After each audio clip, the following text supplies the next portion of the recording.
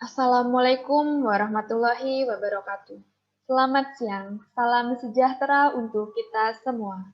Kami ucapkan selamat bergabung kepada yang terhormat Ibu Nurul Hidayah, SEMSI, Koordinator PPM Fakultas Ekonomi dan Bisnis Universitas Mercu Buana.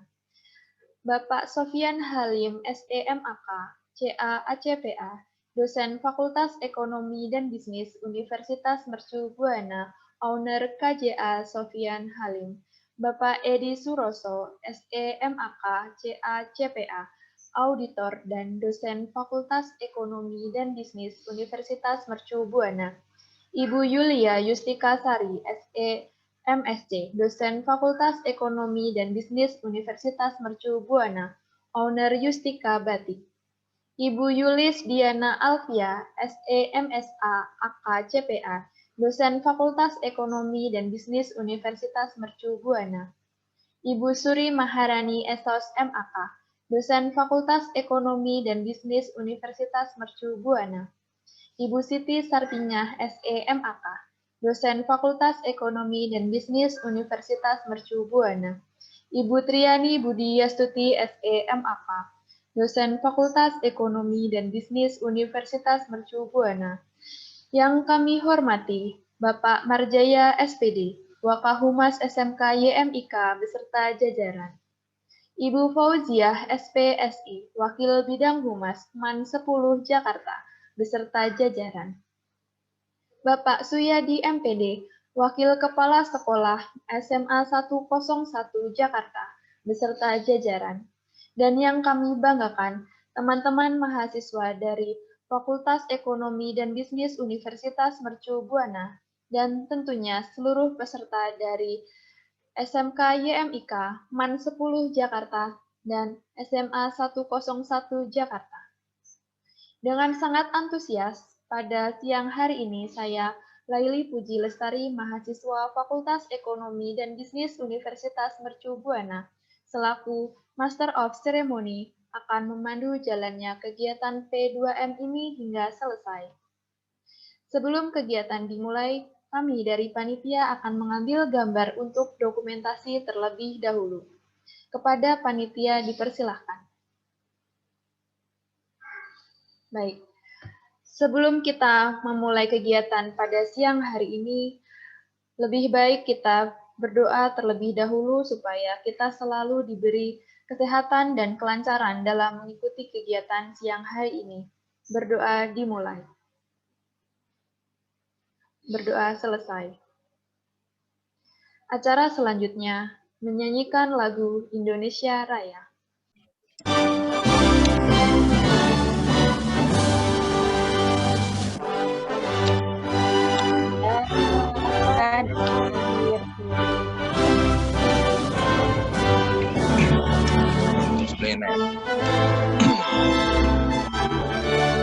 Yes.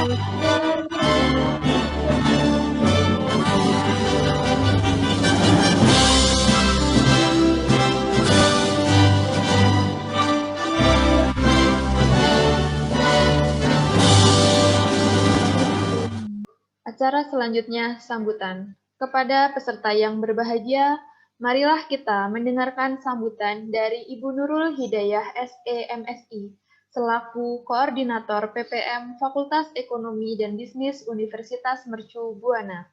Kepada yang terhormat Ibu Nurul Hidayah SEMSI, kami persilahkan.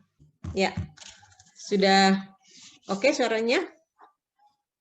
Oke, baik. Sudah, Bu. Baik, salam. Sudah jelas, Bu Nurul. Ya, baik. Baik.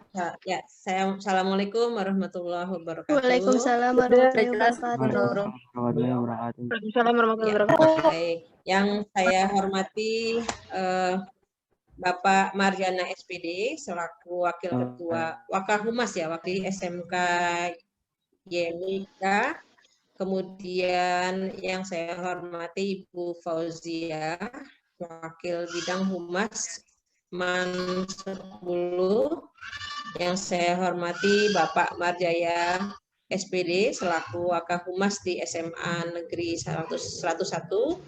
Kemudian yang saya hormati Bapak Wakil Kepala Sekolah, Bapak, kita panjatkan kepada Allah Subhanahu wa Ta'ala bahwa pada pagi hari ini atau siang hari ini, alhamdulillah kita bisa bertemu di acara virtual ya untuk pelaksanaan PPM webinar Universitas Mercu Buana. Pada kesempatan kali ini saya mewakili Pak Dekan yang tidak bisa hadir dalam acara virtual ini karena Pak Dekan posisi sekarang sedang di jalan, sedang menuju ke wakili Pak Dekan. Ya. Dalam acara ini saya ucapkan terima kasih kepada Bapak Ibu pimpinan dari SMA yang sempat hadir dan meluangkan waktunya untuk hadir pada acara PPM ini, dan juga anak-anak semuanya selamat siang, semangat ya untuk mengikuti webinar ini. Webinar ini merupakan sebenarnya implementasi dari Tridharma Perguruan Tinggi dari Universitas Mercu Buana. Ya, jadi pada kesempatan kali ini Mercu Buana memberikan semacam CSR-nya ya, CSR program CSR-nya kepada masyarakat. Dalam hal ini teman-teman dosen di sini memberikan program PPM-nya ini untuk anak-anak SMA. Saya juga ucapkan terima kasih nih kepada tim PPM Mercu Buana. Saya lihat di sini banyak sekali, ada Bu Yulia, ada Bu Yulis, ada Bu Siti Sarpingah, Pak Edi, kemudian ada Bu, siapa lagi nih, banyak banget ya, ada Bu Suri, kemudian ada Pak Yananto, Bu siapa nih, Bu Feni, kemudian banyak sekali yang tidak bisa saya sebutkan satu persatu. Saya ucapkan terima kasih karena Bapak Ibu sudah melaksanakan kegiatan PPM kali ini. Dan sebagai rasa terima kasih saya kepada Bapak Ibu yang hadir di sini, saya mohon nanti kegiatan ini dapat dilaksanakan dengan baik. Apabila nanti misalkan pelaksanaan ini menggunakan Zoom agak terkendala, maka mungkin bisa di-switch ya, bisa dibagi-bagi dengan menggunakan Google Meet. Karena dengan Google Meet itu hanya 100 yang bisa masuk, sedangkan kalau menggunakan Zoom ini kan bisa lebih dari 100. Nah, kemudian pada kegiatan kali ini saya mengharapkan nanti kegiatan PPM ini akan sangat bermanfaat atau ada nilai gunanya untuk menambah ilmu ya, terutama bagi anak-anak SMA. Kemudian juga tidak menutup kemungkinan juga untuk Bapak Ibu guru.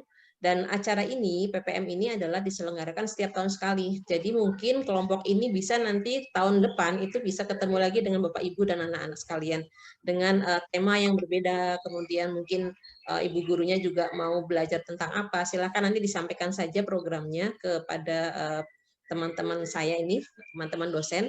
Jadi nanti ke depan kita akan terus melanjutkan hubungan kita ya sebagai mitra antara Mercu Buana dengan sekolah. Nah, selanjutnya untuk acara ini nanti saya harapkan nanti ada feedback ya Bapak Ibu dan anak-anak semua, kira-kira acara ini nanti manfaatnya atau mungkin harus menambahkan di sisi dari mana ya. Jadi nanti ketika ada feedback maka kita akan bisa istilahnya bisa meningkatkan lagi kualitasnya seperti itu.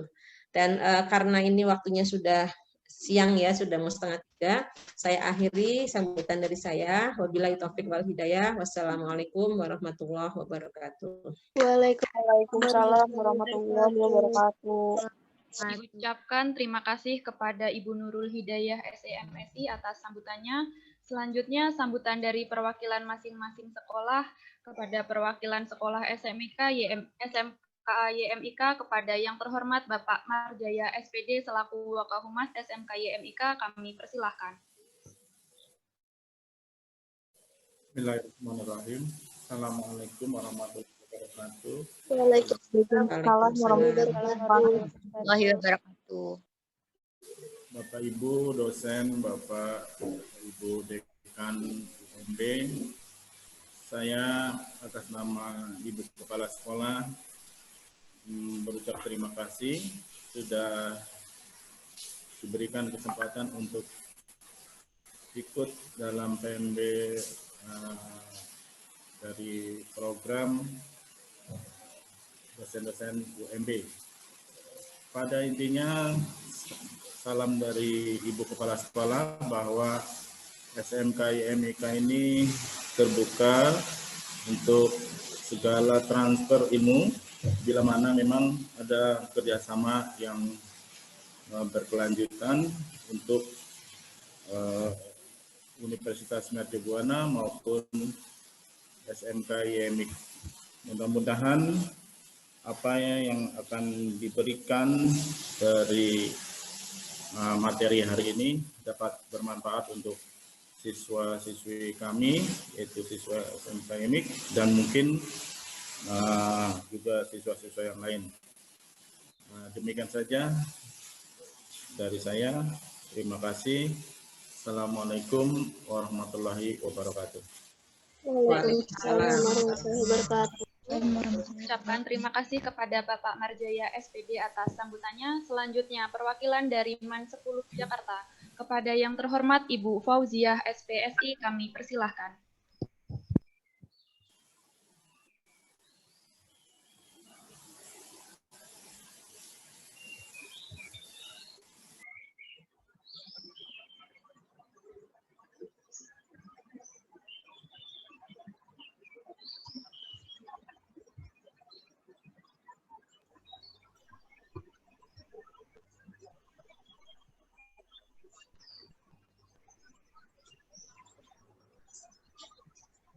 Bu Fauziahnya belum ada.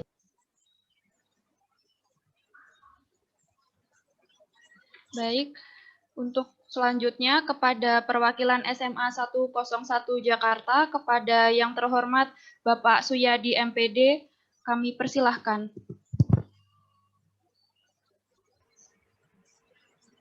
Terima kasih atas waktu yang diberikan kepada kami dari SMA 101 Jakarta. Assalamualaikum warahmatullahi wabarakatuh.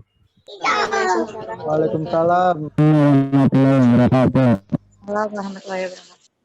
Selamat siang dan salam sejahtera untuk kita semua. Alhamdulillah wa syukrillah wa la haula wa la quwata illa billah amma ba'du. Dan saya hormati Bapak Rektor Mercubuana, yang saya hormati Bapak Ibu dosen dan pada kakak-kakak panitia yang alhamdulillah mudah-mudahan yang sekarang ini siang hari ini ya diberikan kesehatan oleh Allah Subhanahu wa taala Tuhan Yang Maha Esa. Amin. Saya adalah Suyadi, saya wakil Tapras Humas dari SMA 101.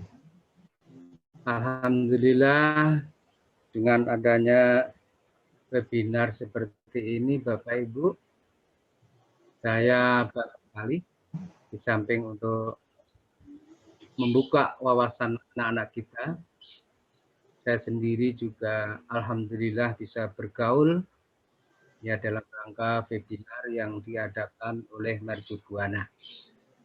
Bapak Ibu yang saya hormati, alhamdulillah ya kita bisa melaksanakan webinar seperti ini yang tujuannya adalah untuk mempersiapkan generasi milenial yang unggul dan inovatif. Itu perlu sekali Bapak Ibu, ya itu diterima oleh mungkin calon mahasiswa Mercu Buana yang mungkin dari beberapa sekolah, terutama dari SMA 101, mengucapkan banyak terima kasih ya atas dilaksanakan webinar seperti ini.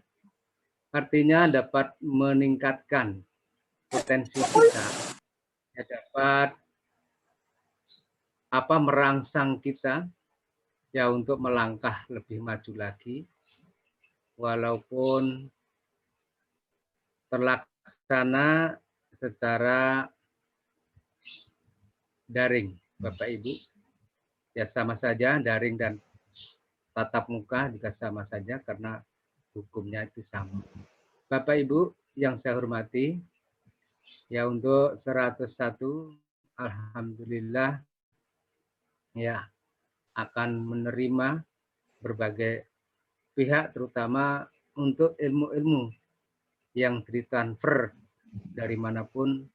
Yang penting itu terkandung ya ilmu-ilmu yang positif, terutama seperti ini nanti akan mengacu kita, terutama anak-anak kita ya akan lebih maju lagi dan mempunyai dedikasi yang tinggi. Hanya itu Bapak Ibu yang dapat saya sampaikan, kurang lebihnya minta maaf sebesar-besarnya. Terima kasih atas perhatiannya. Mudah-mudahan ilmu yang ditransfer oleh webinar Mercu Buana dapat bermanfaat bagi kita semua. Demikian akhirul kalam, wabillahi taufik wal hidayah. Wassalamualaikum warahmatullahi wabarakatuh.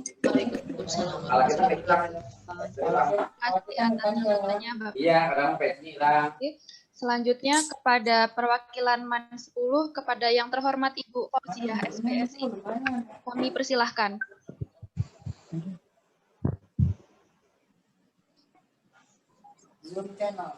Bentar.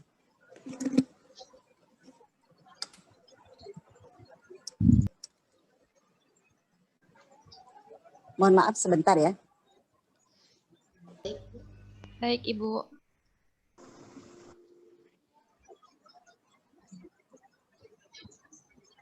Tes. Kedengaran suara saya, Mbak? Terdengar, Ibu. Oke, alhamdulillah. Assalamualaikum warahmatullahi wabarakatuh. Waalaikumsalam warahmatullahi wabarakatuh. Alhamdulillahirabbil alamin wa bihi nasta'in ala umuri dunya waddin. Wassalatu wassalamu ala sayyidina Muhammadin wa ala alihi wa sahbihi ajmain amma ba'du. Yang sama-sama kita hormati Bapak Ibu dosen dari Mercu Buana, perwakilan dari 101 dan SMA YEMIK ya, dan juga anak-anak dari MAN 10 Jakarta dan juga beberapa sekolah yang lain ya, sudah memberikan kesempatan saya untuk memberi sambutan dari MAN 10 Jakarta. Acara atau kegiatan program yang memang dilaksanakan oleh Mercu Buana ini sangat bagus sekali ya untuk meningkatkan bagaimana proses kewirausahaan untuk buat anak-anak ya.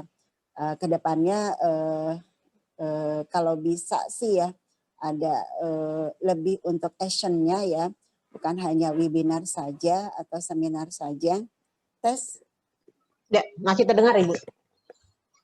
Oke, ya. Pola pengabdian masyarakat yang memang tiap tahun dilaksanakan oleh Mercu Buana ini sudah sangat bagus. Mudah-mudahan ada action yang lebih baik lagi ya, bisa memberikan pola pendidikan ke siswa-siswa baik dari madrasah maupun dari non madrasah ya, yang memang akhirnya anak-anak tahu. Salah satu contohnya hari ini adalah webinar mengenai kewirausahaan. Sehingga dengan webinar ini mudah-mudahan ilmu yang memang diberikan hari ini bermanfaat dan bisa dilaksanakan dalam kehidupan sehari-hari. Itu saja pesan dari saya. Terima kasih Bu Feni yang sudah membantu untuk pelaksanaan proses dari kegiatan pengabdian masyarakat. Mudah-mudahan ke depannya bisa dilaksanakan kerjasama yang lebih baik lagi sehingga siswa-siswi dari sekolah baik dari Manspul ini lebih tertarik dan lebih tertantang untuk bagaimana sih mendalami yang namanya kewirausahaan. Karena walaupun kita sekolah madrasah di kewirausahaan di sini sangat berkembang sekali ya. Terutama di sini ada Bu Nusura, ada Bu Nur Hayati yang memang memberikan peran baik kepada siswa-siswi yang memang salah satu di antaranya model keterampilan dan bagaimana sih cara mereka berkembang atau terampil dalam bidang kewirausahaan. Makasih banyak anak-anak dari Manspul yang sudah bergabung dan terima kasih juga kepada dosen-dosen dari Mercu Buana yang memang sudah mengundang kami. Wassalamualaikum warahmatullahi wabarakatuh.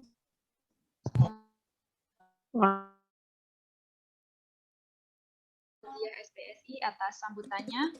Baik rekan-rekan yang kami hormati, selanjutnya yaitu pemaparan 7 materi yang akan disampaikan oleh Bapak dan Ibu dosen dari Fakultas Ekonomi dan Bisnis Universitas Mercu Buana. Untuk mempersingkat waktu, BEM 10 dan SMA 101. Kita akan sedikit menjelaskan cara untuk bergabung di masing-masing grup. Kepada masing-masing grup nanti dapat bergabung melalui breakout room yang tersedia di layar Zoom masing-masing di bagian bawah. Kemudian dapat memilih kelompoknya, kemudian menekan tombol join. Kemudian setelah selesai, rekan semuanya dimohon untuk kembali ke main room dengan menekan tombol leave, kemudian memilih leave room, bukan leave meeting. Sekali lagi, mohon diperhatikan saat akan kembali bergabung di main room, pada saat pilih opsi leave, harap menekan leave room. Untuk mempersingkat waktu, seluruh peserta diperhatikan.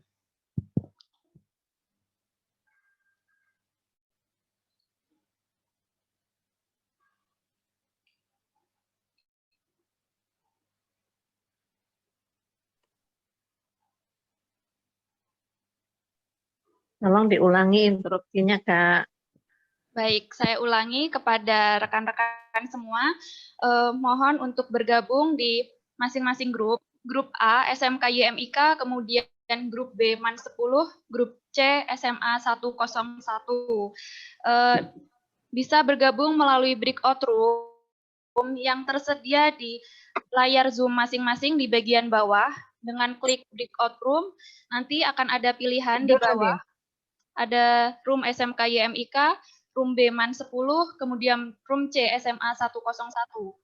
Nanti dari masing-masing bisa klik join. Oke, baik. Assalamualaikum warahmatullahi wabarakatuh. Selamat sore semuanya. Terima kasih atas kesempatan dan waktu yang diberikan kepada saya untuk menyampaikan materi tentang bagaimana membangun jiwa entrepreneurship dengan startup berbasis syariah.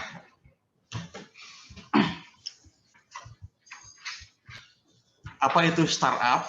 Nah, startup ini kebanyakan orang adalah mengartikan sebagai aplikasi. Tapi yang dimaksud startup yang dalam penjelasan ini adalah bahwa startup ini adalah merupakan perusahaan ya. Jadi perusahaan ini dibangun pada dasarnya dari ide entrepreneur atau dari berwirausaha, di mana ide ini bisa muncul dari diri sendiri atau bahwa dari pribadi ini atau dari pribadi seorang muncul spirit menjadi wirausahawan. Bagaimana agar seseorang tersebut bisa menjadi atau berkeinginan menjadi wirausahawan. Kemudian bisa muncul juga dari masyarakat dan dari pada umumnya karena ada banyak yang mau berwirausaha sehingga menjadi contoh ya, menjadi contoh yang lain, menjadi motivasi bagi yang lain, sehingga banyak di masyarakat pada saat ini, apalagi pada saat masa pandemi ini, mencoba untuk membuat startup, ya. Artinya membuat perusahaan. Juga ide entrepreneur ini bisa muncul dengan cara ATM, yaitu amati, tiru, dan modifikasi. Nah, jadi dari meniru orang lain, kemudian melakukan modifikasi. Dalam arti meniru ini adalah dalam arti meniru dalam sejelas-jelasnya, tapi ada dalam arti meniru, tapi ada modifikasi agar di sini tidak terjadi adanya plagiarisme atau apa gitu ya, atau tiru meniru dalam arti meniru produk dan sebagainya. Tapi di sini dari meniru di sini adalah meniru cara bisnisnya dan memodifikasi bisnisnya itu agar apa yang kita bangun atau wirausaha yang kita bangun bisa berjalan dengan baik seperti yang kita contohkan, yang kita tirukan. Nah, setelah muncul ide entrepreneurship tadi, maka perlu melakukan riset pasar ya. Nah, riset pasar ini muncul atau apa namanya, perlu pertanyaan ya, artinya perlu survei ya. Perlu survei. Yang pertama, survei ini terkait dengan bagaimana segmentasi dari pelanggan ya. Segmentasi pelanggan untuk apa namanya, memasarkan produk-produk yang dihasilkan oleh startup ini ya. Kemudian yang kedua perlu diperhatikan juga adalah luas cakupan wilayah. Cakupan wilayah ya, area wilayah perdagangan kita atau perusahaan kita yang akan kita bangun ini, apakah wilayah di daerah Barat misalnya, atau di wilayah Kecamatan Kembangan dan lain-lainnya misalnya. Perlu diperhatikan juga atau perlu disurvei tentang penyerapan pasar ya. Yang dimaksud penyerapan pasar ini, produk kita bisa diserap sejauh mana ya, sejauh bisa diserap bahwa produk yang tadi segmen pasar, apakah bisa diserap oleh segmen pasar kelas atas atau kelas menengah atas atau kelas menengah atau kelas bawah sekalipun. Nah, maka perlu dilakukan survei sedemikian rupa agar produk yang dihasilkan ini bisa mencakup penyerapan pasar yang memadai ya. Kemudian setelah survei perlu dikaji tentang bagaimana tentang kompetitor ya, saingan. Nah, di sini terkait dengan saingan di sini adalah tentang produk sejenis. Nah, bagaimana apakah di wilayah Kecamatan Kembangan misalnya ada produk yang sejenis atau yang hampir sama dengan yang kita ciptakan. Nah, maka apa namanya, perlu dikaji ya sejenis ini apakah, maka perlu dilakukan apa yang menjadi pembeda dari yang setelah ada. Nah, itu sehingga bisa bersaing dengan kompetitor yang lainnya. Kemudian terkait dengan produk yang mirip ya tadi yang mirip, nah maka jika ada yang mirip, nah perlu dibedakan dengan yang telah ada tersebut. Kemudian apakah sistem bisnis sama? Nah, misalnya mereka yang sudah ada muncul duluan misalnya secara bisnisnya misalnya mereka melakukan secara offline sistem penjualannya atau sistem marketingnya. Nah, maka kita bedakan dilakukan dengan cara offline dan secara online misalnya. Nah, maka dengan riset pasar tentang survei dan tentang kompetitor ini perlu dikaji sedemikian rupa ya, sehingga sebelum meluncur meluncurkan produk di perusahaan ini atau dalam membangun perusahaan ini perlu melakukan hal tersebut. Nah, setelah mengkaji dan mensurvei serta menganalisis saingan dan sebagainya, maka perlu disiapkan license, perizinan ya. Nah, perizinan ini terkait dengan akta pendirian ya. Akta pendirian, dan anggaran rumah tangga daripada perusahaan yang akan dibentuk tersebut. Menyangkut dengan pengesahan dari Menkumham ya, atas akte yang telah dibuat tersebut, sehingga menjadi legal dan terdaftar di Kementerian Hukum dan HAM ya. Berikutnya, ketika sudah ada ADART, akte pendirian, harus dibuat SIUP, ya, surat izin perusahaan. Minimal diterbitkan oleh kelurahan misalnya. Yang lebih cakupannya lebih luas lagi, tergantung jenis bisnisnya, maka ada yang dikeluarkan oleh instansi-instansi tertentu misalnya. Maka SIUP ini paling tidak bisa dikeluarkan atau bisa dipropos, diminta melalui kelurahan ya. Kemudian terkait dengan kelengkapan data legalitas tentang surat keterangan domisili ya, berkaitan dengan KBLI dan surat keterangan JKN dan sebagainya. Kemudian NPWP dan surat-surat lainnya. Nah, itu diperlukan dalam rangka melakukan persiapan dan persiapan sehingga perusahaan tersebut siap untuk bersaing ya. Nah, kemudian ketika sudah siap semuanya, lalu melakukan eksekusi, artinya melakukan tindak lanjut ya, menyiapkan dari mulai sistem teknologi, sistem produksi, termasuk menyiapkan modal dan timeline, artinya worksheet, termasuk di sini adalah yang maksud timeline di sini periode waktu ya, dari waktu ke waktu, dari mulai harian, mingguan, bulanan, trimester atau triwulan menurut saya, kemudian semester dan setahun. Nah, itu perlu disiapkan ya rencana-rencana dan nanti dikaji setiap waktunya tersebut ya. Nah, maka di sini perlu hal yang perlu siap dalam melakukan bisnis tersebut. Ada semua halnya.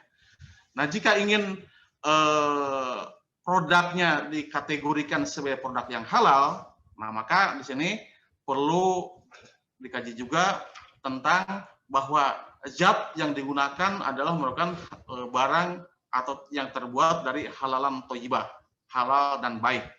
Kemudian secara proses produksinya juga tidak ada yang menyangkut tentang kategori yang tidak halal ya, termasuk di sini produksi dari bahan-bahan tambahan dan sebagainya. Kemudian misalnya kalau daging misalnya, apakah daging yang tersebut termasuk di sini proses penyembelihannya termasuk kategori halal atau tidak. Nah, ini termasuk salah satu proses produksi.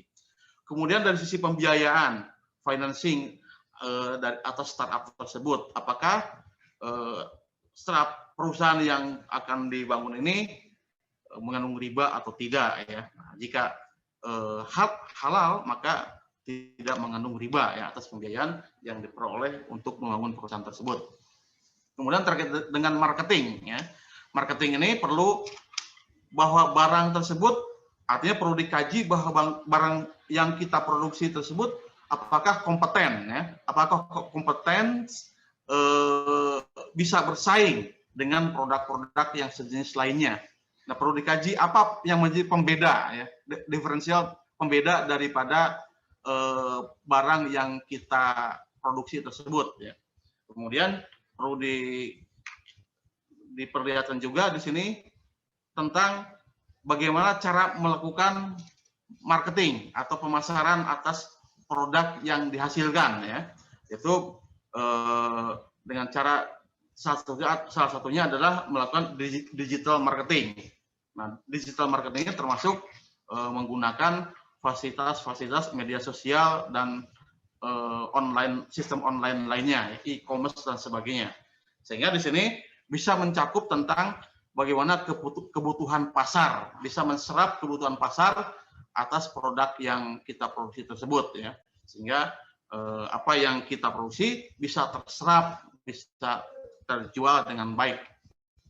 Nah, sehingga apabila sudah melakukan pemasaran dengan baik, maka tentunya akan mendapatkan pendapatan yang menghasilkan bagi startup tersebut, bagi perusahaan tersebut, sehingga di sini menghasilkan revenue ya, menghasilkan pendapatan bagi perusahaan tersebut.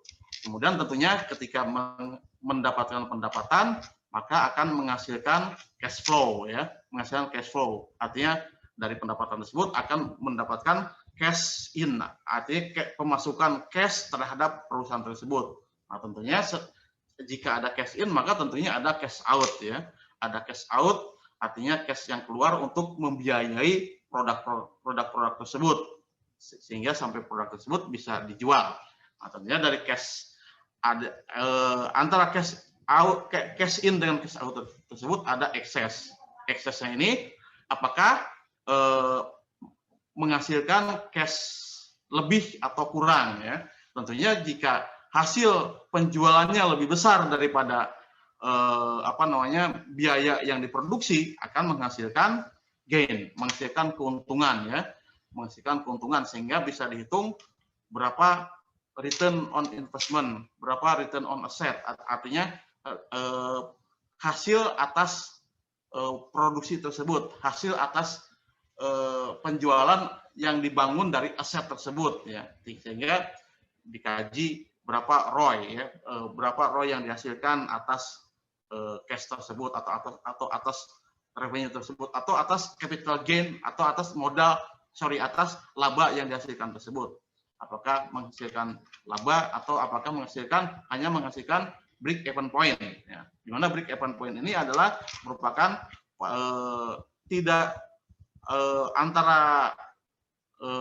artinya antara pendapatan dan biaya sama nilainya, artinya berarti tidak ada ekses, tidak ada gain ya, tidak ada keuntungan dalam posisi nol, artinya BEP, break even point ya. Jika ada kelebihan maka menjadi satu keuntungan. Nah, sehingga untuk membangun bisnis ini atau membangun startup ini perlu sebuah tim ya. Nah, tim ini artinya bisa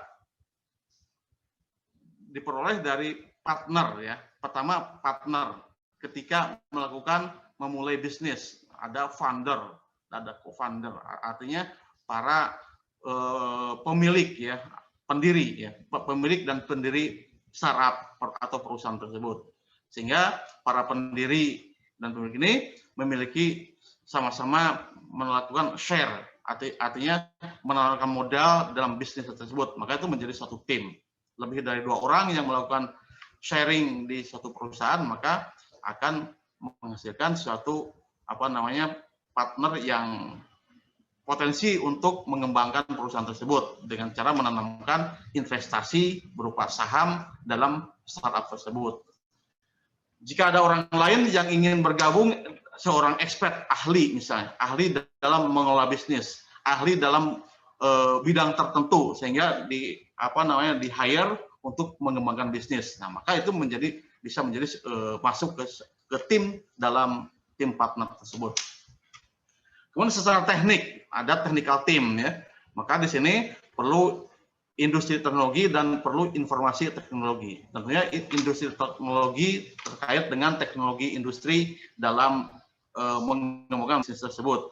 Jika sudah berkembang sedemikian rupa bisnis yang dikembangkan nanti misalnya, maka perlu industri teknologi yang memadai sehingga perusahaan atau startup yang dibangun ini bisa berkelanjutan dalam melakukan usahanya. Kemudian informasi teknologi, nah ini juga perlu ya, informasi teknologi ini dalam artinya bahwa yang dihasilkan baik untuk input maupun output daripada perusahaan ini bisa diinformasikan paling tidak untuk tim di internal kita bisa mengetahui perkembangan bisnis yang telah kita lakukan tersebut atau yang dilakukan oleh tim tersebut. Apakah misalnya dari sisi keuangan, laporan keuangan, apakah perusahaan tersebut dari waktu ke waktu growth-nya seperti apa, meningkat atau turun ya. Nah, itu maka perlu informasi teknologi yang memadai. Kemudian tim berikutnya adalah tim outsourcing. Tim outsourcing ini menyangkut pertama vendor atau supplier ya, terkait dengan untuk keperluan kontinuitas dari bahan baku yang akan diproduksi oleh si startup ini ya. Maka perlu vendor vendor, artinya perlu membina vendor dan supplier secara berkelanjutan sehingga kebutuhan bahan baku untuk memproduksi barang dan jasa ini bisa berkelanjutan. Ya. Kemudian juga perlu jika diperlukan, jika ada suatu pekerjaan yang tidak bisa dikerjakan oleh tim internal, maka dikerjakan oleh tim lain, yaitu melakukan subkonstruksi, ya, melakukan subkon. Artinya dilakukan oleh pihak ketiga dengan cara subkon. Terus yang paling penting dalam suatu perusahaan ini atau staff ini adalah manpower, ya, manpower. Nah, manpower ini adalah merupakan aset daripada startup. Perlu dibina, perlu dilakukan bahwa manpower ini adalah merupakan aset untuk menggarap suatu perusahaan, sehingga dengan manpower yang memadai, yang baik, yang cakap, nah maka perusahaan yang dipercaya, maka perusahaan akan bisa berkelanjutan melanjutkan perusahaannya secara kontinu dari waktu ke waktu, ya. Nah, kemudian berikutnya jika sudah si startup ini, maka perlu investor, ya. Artinya dalam bergabung bisnis perlu adanya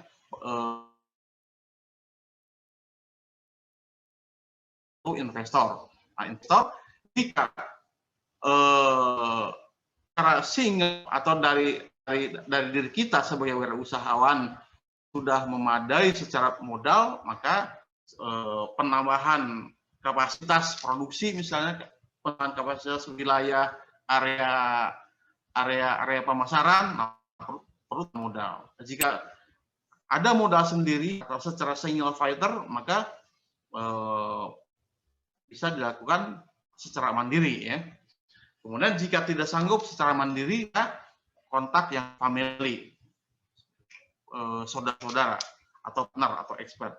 Bisa dilakukan akad mundur rubah, di mana akad mundur rubah ini akad antara seorang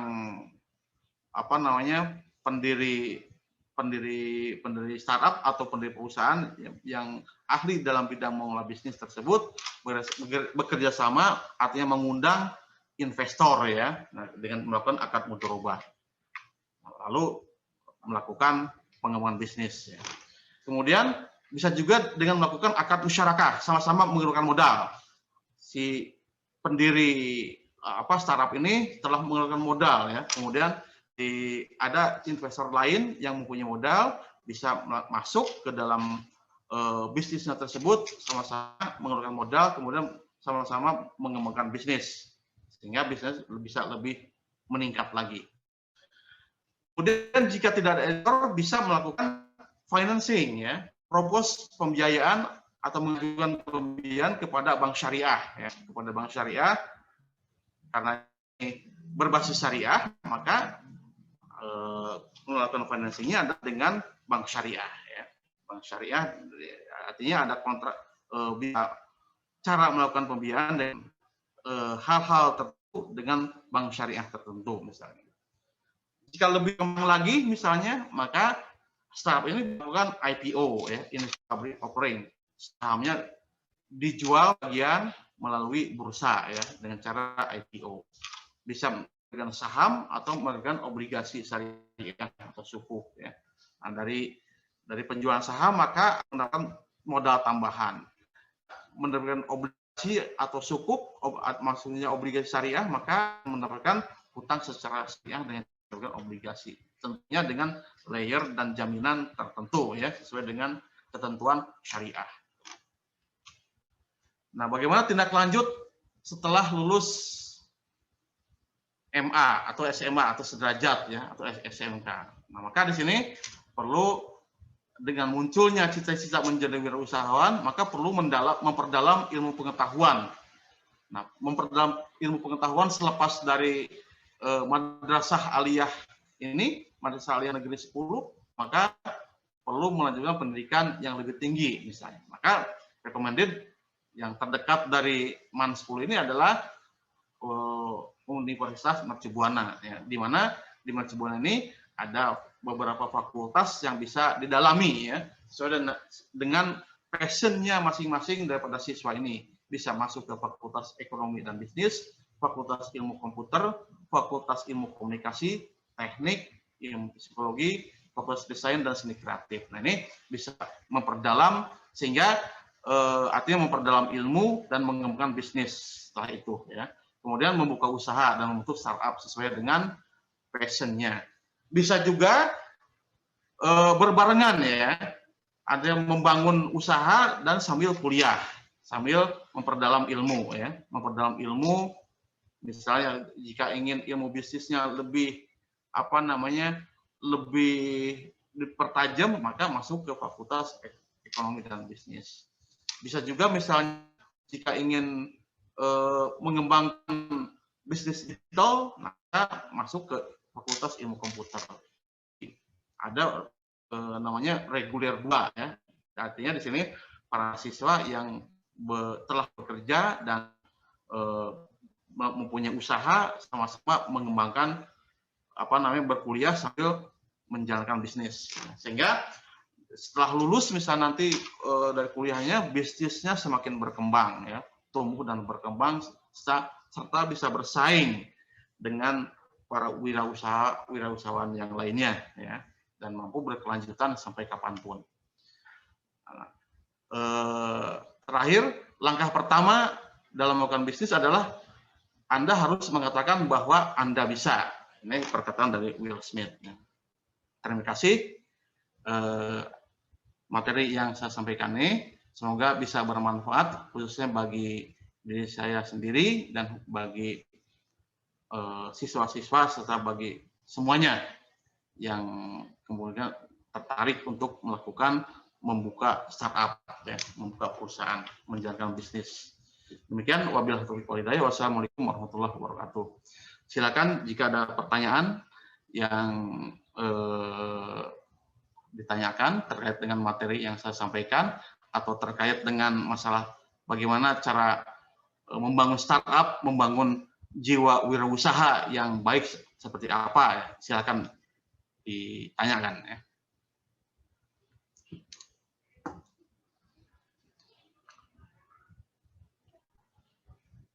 Baik, ada pertanyaan di main room terkait dengan perizinan yang ada pada startup, apakah harus lengkap ada? Sedangkan startup ini masih belum menghasilkan pendapatan. Nah, di sini terkait perizinan ya. Jika memang startup ini baru dibentuk, baru disiapkan, paling tidak jika itu startup ini masih muncul dari diri pribadi, misalnya tiba-tiba muncul berkeinginan untuk membuat sebuah bisnis, membuka misalnya ayam ya, ayam goreng misalnya, ayam goreng yang banyak sekarang ayam goreng geprek misalnya. Nah, maka lakukan dulu aja, nggak apa-apa bisnisnya sambil misalnya mengajukan SIUP ya, surat izin usaha perdagangan ke kelurahan ya. Lakukan dulu aja bisnisnya, membuat produksi, kemudian menjual, misalnya menyiapkan dan menjual, lalu secara paralel lakukan pengajuan izin ya, mempersiapkan izin ya. Artinya maka izin itu memang sekarang butuh biaya ya, walaupun ya bagi startup yang pemula mungkin perlu dana untuk mengajukan izin ini, maka dilakukan secara berbarengan ya, paralel melakukan bisnisnya, kemudian izin-izinnya paling tidak ada SIUP ya dari kelurahan ya. Jika sudah berkembang bisnisnya, misal dari ayam gepreknya berkembang mempunyai outlet di wilayah di mana-mana, misalnya di wilayah Kecamatan Kembangan punya outlet beberapa. Nah, lalu bisa jika ingin lebih besar lagi, misalnya membentuk PT ya, dalam bentuk badan hukum PT Perseroan Terbatas, lalu membuat akte pendirian dan lalu dibuat didaftarkan di Menkumham dan sebagainya. Lalu dibuat TDP dan sebagainya. Lalu karena di sini adalah di wilayah hukum Republik Indonesia, nah, setiap orang yang berpenghasilan wajib mempunyai NPWP. Nah, maka daftarlah NPWP ya. Adanya daftarlah ke kantor pajak untuk mendapatkan NPWP. Kemudian setiap periode, misal setiap tahun melaporkan penghasilannya, membuat PT laporan pajak ya setiap tahun atas penghasilan yang diperolehnya selama periode tertentu ya. Nah, ini jadi untuk misalnya ketika melakukan pendirian perusahaan, maka paling tidak standar minimum dulu yaitu SIUP harus ada ya, sehingga tidak legal, artinya tidak ilegal ya, tidak ilegal dalam melakukan bisnis apapun ketika kita melakukan bisnis ya. Oke, kemudian masih dari chatroom terdapat pertanyaan, apakah bisa jika seseorang hanya memodali ahli saja dan dapat join atau sebagai partner di startup? Mungkin ini pertanyaannya, bagaimana jika ada partner yang bermodalkan keahlian ya, yang bermodalkan keahlian saja, sehingga partner yang mempunyai keahlian tertentu tersebut bisa bergabung di startup ya. Bagaimana cara bergabungnya? Ya itu ya. Nah, di dalam syariah ada yang namanya akad mudharabah ya. Nah, di dalam akad mudharabah ini pengertian secara akad mudharabah adalah dua orang bekerja sama, di mana satu orang adalah seorang ahli dalam berbisnis, dalam mengelola usaha misalnya. Kemudian ketemu dengan seorang pemodal, ya, artinya investor ya. Sama-sama melakukan bergabung melakukan usaha ya. Nah, di dalam akad mudharabah ini maka akan ditentukan berapa ketentuan ya. Mudharabah ini adalah yang paling utama yang perlu disepakati adalah nisbah bagi hasilnya ya. Nisbah bagi hasil antara si pemodal dengan si pengelola bisnis ya. Nah, maka perlu didiskusikan, perlu disepakati. Misalnya bagi hasilnya 40%, 60% dari keuntungan yang diperoleh oleh si yang mengelola bisnis. 60% bagi si investor, 40% bagi si pengelola bisnis. Nah, itu perlu disepakati di awal sebelum melakukan bisnis. Di awal sebelum melakukan bisnis. Nah, ketika bisnis berjalan, dikelola oleh seorang ahli tersebut yang tanpa modal tadi, dikelola dengan baik, kemudian dari bisnis tersebut lalu dilakukan, artinya dari bisnis tersebut menghasilkan keuntungan, menghasilkan pendapatan yang cukup bagus, keuntungan yang cukup bagus. Lalu dari keuntungan tersebut dibagi hasilkan. Nah, bagi hasilnya ini jika mendapat keuntungan, maka keuntungan tersebut disesuaikan dengan nisbah hasil yang disepakati pada awal kontrak akad mudharabah dilakukan tersebut ya. Nah, tadi bagi investor pemodal 6%, bagi si pengelola bisnis 40%, maka dibagi sesuai dengan nisbah bagi hasil tersebut yang disepakati tadi. Nah, kemudian jika terjadi kerugian ya dalam akad mudharabah, maka kerugian tersebut seluruhnya ditanggung oleh investor atas nilai kerugian tersebut. Nah, ini dalam akad mudharabah ya. Jadi jika ada seorang partner yang bermodalkan keahlian, bisa diajak untuk melakukan bisnis dengan cara, jika secara syariah maka diajak dengan cara akad mudharabah tadi ya. Kemudian ini ada pertanyaan dari Menrum, pertanyaan yang ketiga ya. Apa yang dimaksud dengan BEP dalam startup? Nah, BEP ini dalam bisnis apapun bisa terjadi ya. BEP ini adalah singkatan dari break even point ya. Nah, break even point ini di mana terjadi antara pendapatan dengan biaya sama nilainya ya. Pendapatan misalnya Rp10 misalnya. Kemudian biaya produksi untuk mendapatkan pendapatan tersebut ya, nilainya sama ya, 10 juga.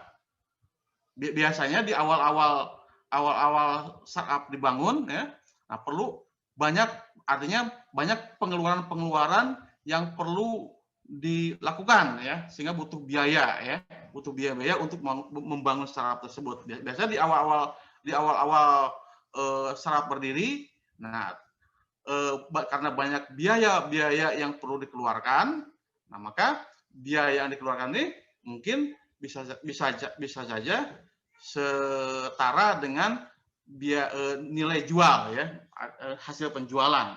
Maka ini dalam kondisi BEP, break even point. Artinya secara gampangnya nilai penjualan misal 10, biaya produksi pun 10 juga ya. Biaya produksi dan biaya lainnya, overhead dan sebagainya 10 juga. Maka ini tidak menghasilkan apa-apa, 0 ya. Nah, maka itu dinamakan break even point. Nah, jika biaya produksi dan biaya lainnya lebih rendah daripada pendapatan yang diperoleh, maka itu bisa menghasilkan selisihnya tersebut merupakan selisih lebih atau merupakan suatu keuntungan, gain, profit ya, keuntungan atas bisnis yang dilakukan tersebut ya. Nah, itu terkait dengan pertanyaan tentang BP.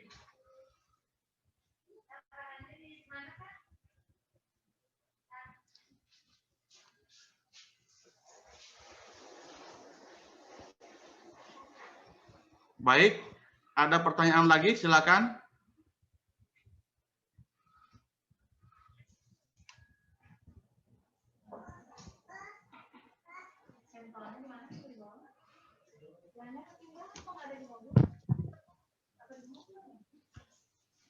Silakan sambil nunggu pertanyaan atau sambil lanjut ke pembicara berikutnya. Mungkin saya alihkan ke moderator, silakan. Baik, bermanfaat sekali atas pemaparan dari Pak Sofyan. Mungkin dari teman-teman MAN 10 yang ingin mencoba bisnis startup, terus ingin mempelajari lebih lanjut, mungkin nanti bisa bergabung di kampus Universitas Mercu Buana, kemudian bisa konsultasi dengan Bapak ya Pak ya. Ya, boleh. Iya, selanjutnya nanti pemaparan akan disampaikan oleh Ibu Siti Sarpingah, SEMAK, kepada Ibu, dipersilahkan.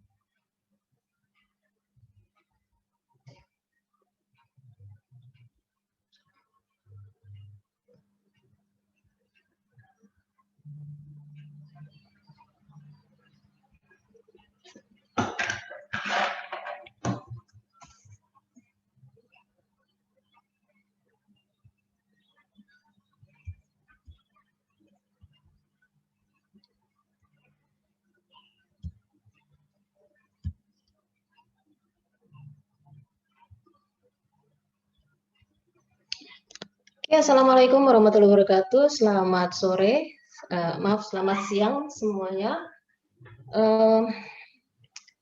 Untuk kali ini saya mau ngebahas tentang fintech atau financial technology.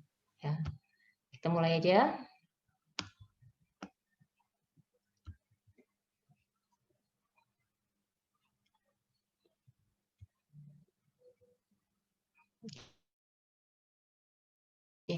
Tiap orang gitu pasti punya kebutuhan gitu ya, apapun kebutuhannya gitu ya, biasanya akan berkaitan dengan keuangan ya, misalkan untuk biaya sekolah, untuk keperluan sehari-hari gitu dan lain sebagainya. Bu, izin maaf Bu, belum share screen. Oh, maaf. Nanti bisa diedit ini ya. Iya Bu. Lupa saya. Oke,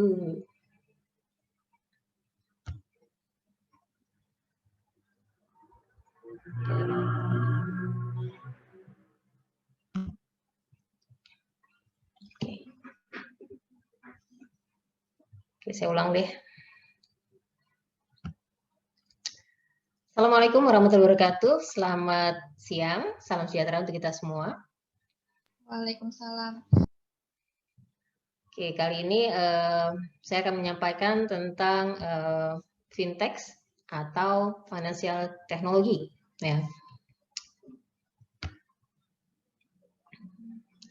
Setiap orang gitu pasti punya kebutuhan ya, berbagai macam kebutuhan. Nah, pada umumnya kebutuhan ini berkaitan dengan keuangan. Entah itu bisa buat keperluan sekolah atau keperluan sehari-hari gitu ya. Nah, sekarang bagaimana orang bisa memenuhi kebutuhannya tadi gitu ya.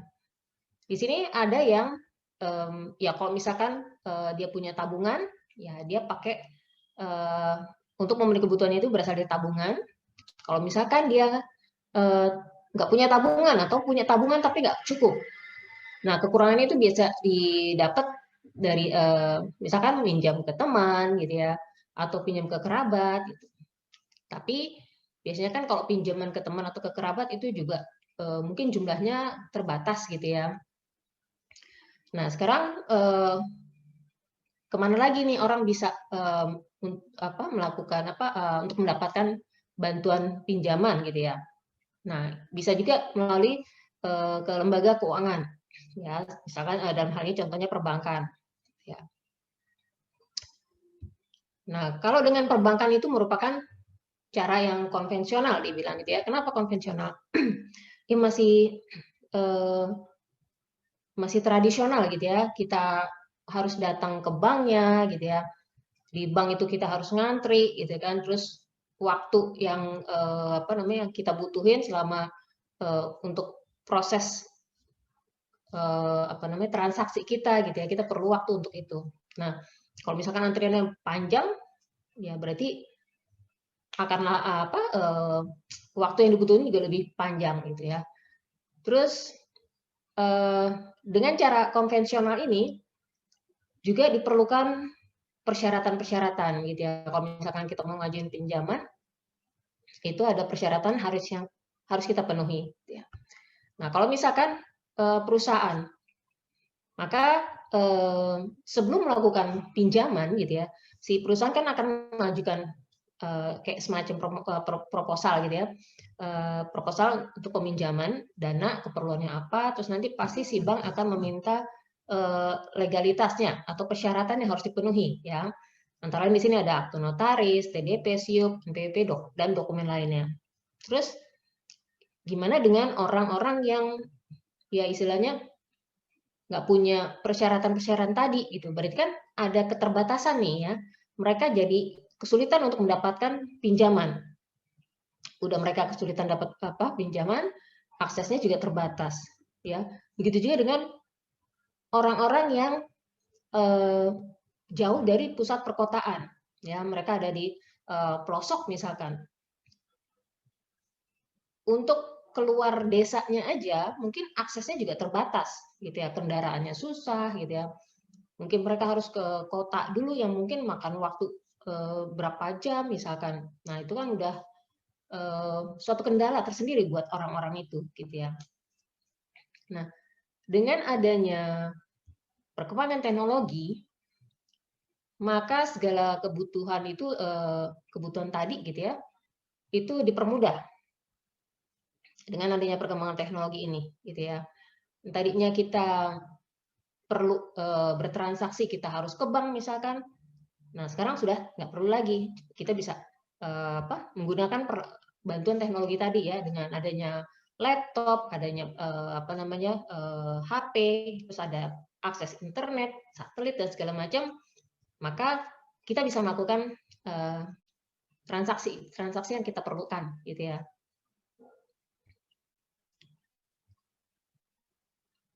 Nah, terus dengan kemajuan teknologi ini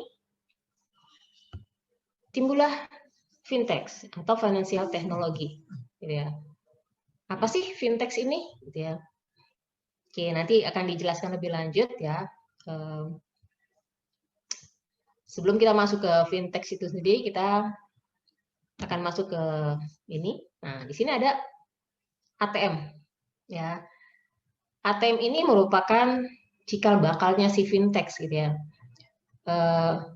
Dulu pertama kali diperkenalkan, gitu ya, atau penggunaan ATM ini adalah oleh Barclays Bank, ya, di Amerika tahun 67, ya, 1967. Selang 20 tahun kemudian baru nyampe tuh teknologinya ke Indonesia. Ya, pertama kali dikembangkan itu adalah Bank Niaga yang pertama kali mengeluarkan kartu ATM. Kemudian BCA itu tahun 98, setahun kemudian. Ya, sebenarnya fintech sendiri nggak asing buat kita dalam kehidupan sehari-hari, apalagi saat ini, gitu ya. Itu sebenarnya kita udah sering menggunakannya, tapi kita nggak tahu aja gitu ya kalau bahwa itu adalah bagian dari fintech, gitu ya. Nah, tadi dengan perkembangan teknologi tadi ya, ada HP, ada laptop atau komputer, ada internet, ada satelit, gitu ya. Itu memudahkan transaksi kita semuanya. Oke, di sini definisi fintech sendiri yang saya rangkum dari beberapa sumber, gitu ya, merupakan inovasi dalam bidang layanan keuangan berbasis teknologi, ya, yang mampu menjangkau semua segmen yang bersifat disruptif atau merusak sistem layanan keuangan tradisional yang sudah ada. Kan kalau dulu kita butuh dana, tadi kan kita perlu ke bank, gitu ya.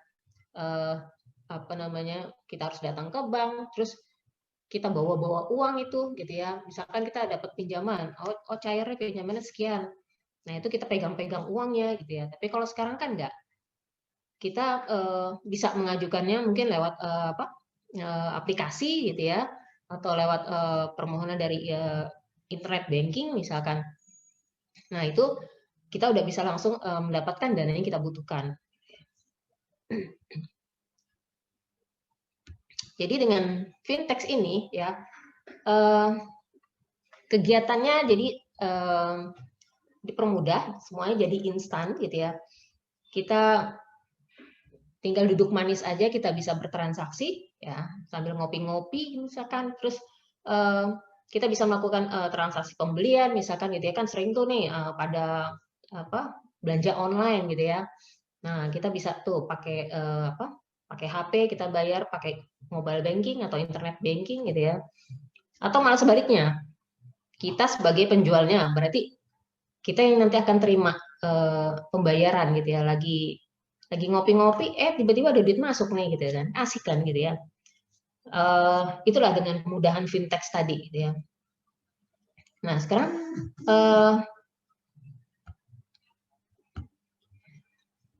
mungkin hampir semua orang sekarang pakai ATM, gitu ya, pakai mungkin ada yang pakai kredit card, gitu ya. Terus ada juga mungkin yang pakai kayak e-money, gitu ya, e-tol, gitu ya, atau produk-produk lain keluaran dari bank-bank, gitu ya. Kan istilahnya bisa macam-macam ya. Kalau misalkan BNI ada tap cash, terus kalau BCA ada flash, gitu ya, dan lain sebagainya. Nah, ini adalah pengelolaan fintech salah satu pengelolaan fintech yang melalui server, ya. Dimana kalau kita mau menggunakan tadi kartu debit atau ATM gitu ya, itu kita harus punya rekening dari masing-masing penerbit kartunya gitu ya. Terus nanti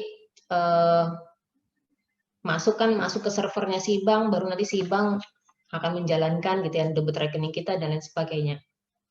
Nah, tapi selain dari berdasarkan server ini gitu ya, operasional fintech juga bisa dijalankan berdasarkan aplikasi. Ya, kan sekarang banyak nih aplikasi-aplikasi, ada ya contohnya di sini. Ya, ada GoPay, ada Dana, ada OVO, ada Link dan sebagainya gitu ya. Itu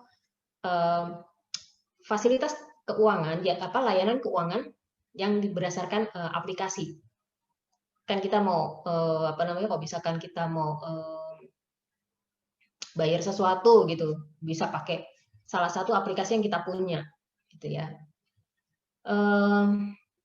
Oke, mungkin ini penjelasan singkat saya gitu karena keterbatasan waktu. Mungkin untuk selanjutnya silakan kalau ada pertanyaan atau hal-hal yang ingin mau dikepoin gitu ya, hal-hal yang mau ditanya silakan.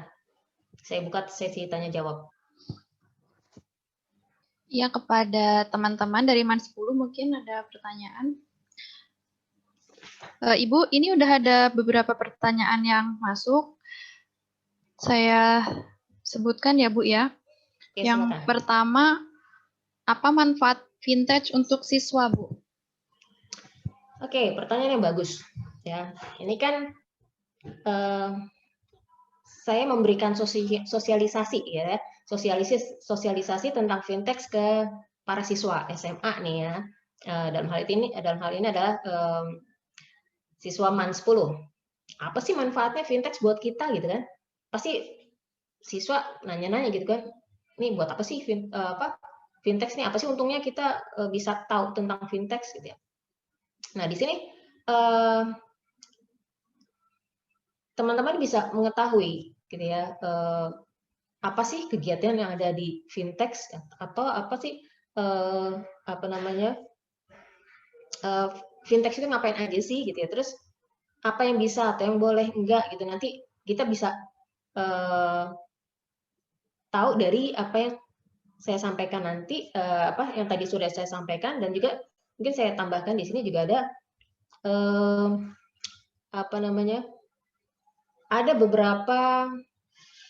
ada beberapa macam kegiatan atau transaksi yang bisa dilakukan di fintech gitu ya. Nah, nanti itu bisa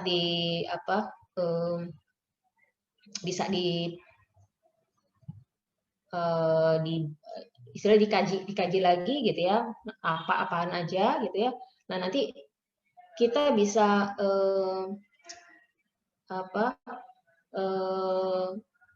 bisa lebih memahami kegiatan di fintech itu sendiri gitu ya. Jadi kayak misalkan ada pinjaman online, ada ya ini termasuk penggunaan kartu-kartu ini kan, ada kartu debit, ada kartu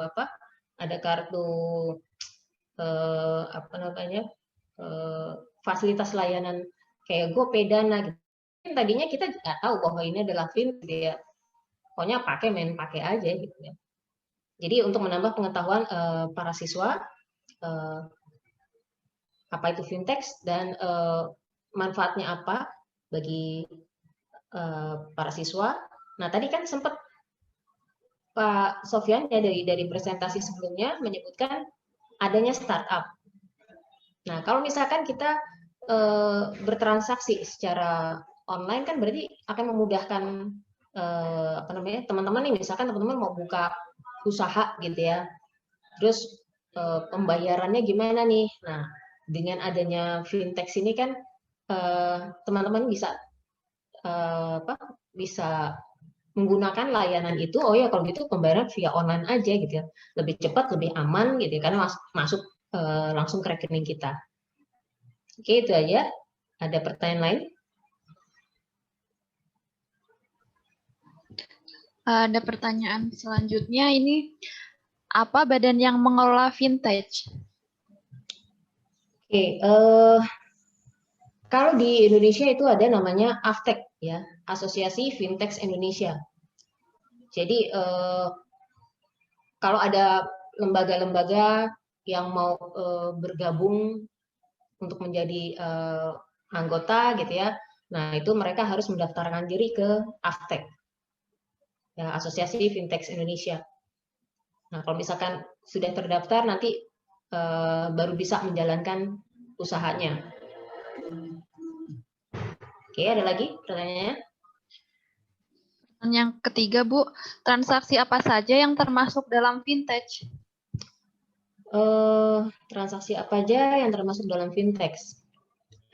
Oke, kalau dari kegiatannya gitu ya, itu ada namanya ada beberapa kegiatan gitu ya dalam fintech. Jadi misalkan kayak ada peer-to-peer lending. Ya, peer-to-peer lending ini adalah pinjam meminjam antara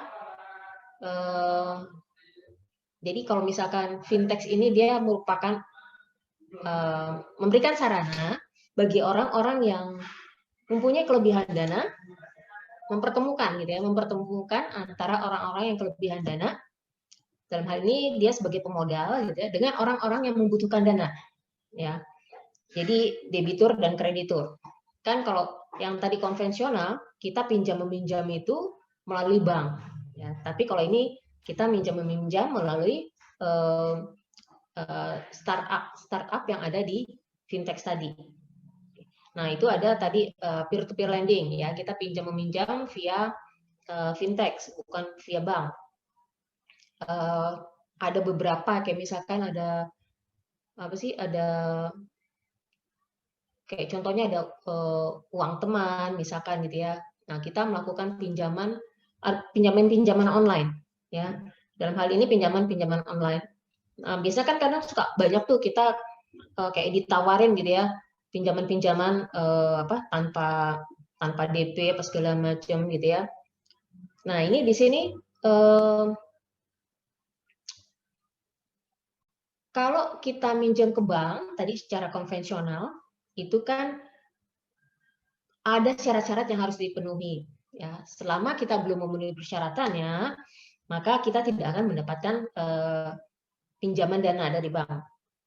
Nah, kalau si fintech ini kalau dia menyelenggarakan peer-to-peer lending tadi gitu ya, itu kalau kita mau melakukan pinjaman dengan sangat mudah kita akan mendapatkannya gitu ya.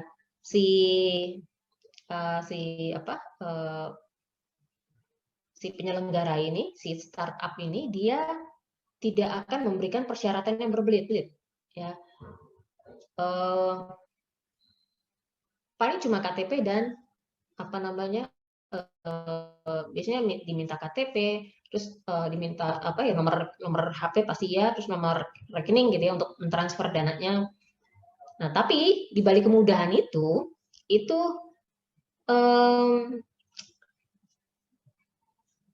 ada apa namanya, ada udang di balik batu lah gitu ya. Satu sisi dia memberikan kemudahan. Ini kan kalau minjem ke bank ribet nih, ini dia saya kasih kemudahan gitu. Tapi ada imbal baliknya gitu ya. Imbal baliknya adalah bunganya ya. Bunga yang dikenakan bunga yang dikenakan oleh si startup ini dalam startup yang melakukan peminjaman uang ini lumayan gitu ya. Memang sih kelihatannya kecil gitu ya, tapi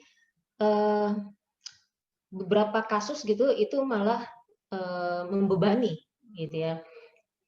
Ujung-ujungnya malah lebih besar dari bunga yang dikenakan oleh perbankan. Dan itu apa namanya, ya bisa dibilang sebenarnya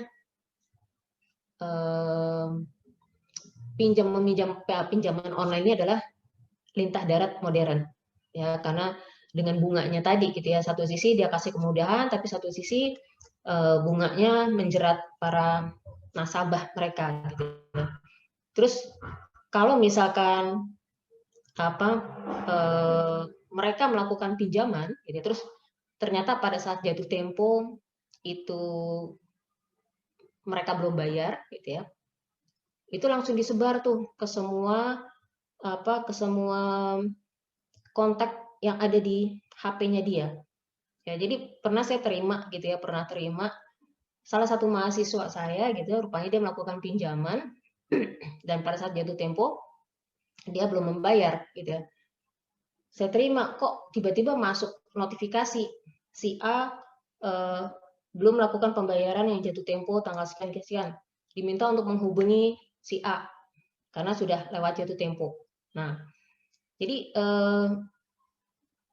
kalau saya sarankan gitu ya, jangan sekali-sekali pakai pinjaman online ya, karena satu, bunganya memberatkan gitu, kedua juga ada ada dampak negatifnya tadi ya, kalau misalkan tadi kita belum bisa melakukan pembayaran, itu semua orang tahu yang punya HP. Nah, yang punya nomor kita tuh ya, itu orang tahu gitu bahwa kita punya utang nih gitu kan. Berarti kan bisa dibayangkan ya, udah dibikin susah ditambah bikin susah lagi itu dengan dibikin malu lagi gitu ya. Semua orang tahu bahwa kita masih punya tunggakan. Jadi itu ada ada tadi peer-to-peer lending. Terus ada namanya crowdfunding, yaitu mengumpulkan penggalangan dana ya dari masyarakat. Kayak misalkan kitabisa.com gitu ya, itu mereka menggalang dana dari masyarakat, kemudian nanti disalurkan lagi untuk orang-orang yang membutuhkan. Ya. Oke, itu aja lagi. Ada lagi pertanyaan yang lain? Ini pertanyaan yang keempat, Bu. Apakah ada lembaga yang mengawasi vintage? Oke, kalau tadi kan startup gitu ya, orang-orang yang mau punya usaha di bidang fintech, dia harus mendaftar ke Aftek tuh, gitu ya. Nah, si Aftek sendiri itu diawasi oleh OJK, ya, Otorisasi Jasa Keuangan. Jadi si startup tadi diawasi oleh maksudnya dikelola gitu, dikelola dan diawasi oleh si Aftek. Kemudian si Aftek sendiri diawasi oleh OJK, ya, sebagai lembaga pemerintah yang mengawasi jalannya kegiatannya si Aftek ini. Ada lagi pertanyaan yang lain? Ini pertanyaan terakhir, Bu. Bagaimana untuk bergabung dalam vintage? Untuk bergabung ke dalam vintage tergantung dari apa yang kita mau atau kita butuhkan. Jadi misalkan gini, kita punya kelebihan dana gitu ya. Terus ini daripada dana ini mati ngendep atau cuma ditaruh di bawah bantal gitu ya. Ya udah deh, saya investasiin deh gitu ya. Tapi investasinya kemana ya gitu ya. Udah saya mau investasi ke fintech. Nah, kalau kita mau berinvestasi lewat fintech tadi, berarti kan kita sebagai startupnya nih gitu ya, kita harus daftar dulu ke si Aftek tadi. Terus kalau misalkan kita dari sisi orang yang ingin mendapatkan pinjaman, ya kita harus melakukan pendaftaran ke startup yang melakukan pinjaman, memberikan layanan pinjaman. Tapi sekali lagi sebisa mungkin kita jangan cari pinjaman via online gitu ya, karena resikonya besar. Nah, kalau misalkan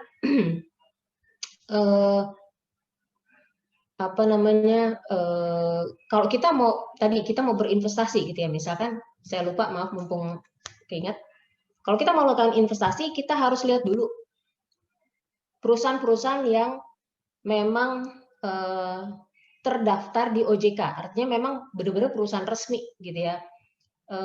Kan banyak tuh perusahaan-perusahaan yang bisa dibilang kayak investasi bodong lah istilahnya gitu ya. Nah, jangan sampai dana yang kita investasiin maksudnya supaya bisa berkembang, ternyata kita salah investasi ini salah tempat. Rupanya tempat yang kita investasi itu adalah investasi bodong. Nah, untuk menghindari hal itu, kita perlu ngecek dulu nih. Tadi kan ada OJK, ya kan? Lembaga yang mengawasi si perizinannya si fintech nih. Ya. Kalau misalkan tidak terdaftar, artinya perusahaan itu belum memenuhi syarat yang ditetapkan si OJK. Ya, artinya belum legalitasnya masih belum resmi lah, meskipun dia bisa jadi perusahaan itu sudah terdaftar di Aftek, tapi belum dapat izin dari si OJK. Gitu. Jadi kalau kita sebagai calon investor ya kita harus hati-hati, gitu ya. Jangan sampai kita salah menginvestasikan di perusahaan-perusahaan investasi bodong, gitu. Nah kalau misalkan di perusahaan-perusahaan investasi itu juga kan dia macam-macam juga bentuknya, gitu ya. Nah kita mau investasi di apa, gitu ya. Jadi nanti kita bisa pilih tuh kita bisa lihat di daftar OJK deh, gitu ya. Nanti di situ ada nama-nama perusahaannya, terus kita bisa lihat kayak masuk ke link perusahaan-perusahaan tadi, gitu ya, untuk kita pelajari lebih lanjut. Oke, sekarang saya kira itu aja yang bisa saya sampaikan. Ada lagi? Pertanyaannya sudah habis, Bu. Oh, oke. Ya. Buat teman-teman semuanya, ini pemaparan dari Bu Siti sangat bermanfaat sekali. Kita jadi banyak tahu manfaat dari vintage ini, namun kita pun dalam pemakaiannya juga harus bijak ya, Bu ya. Iya. Buat teman-teman semuanya bisa langsung kembali lagi ke main room. Di bawah itu ada pilihan live room, nanti teman-teman bisa klik tombol live room. Buat teman-teman dipersilahkan untuk kembali ke main room.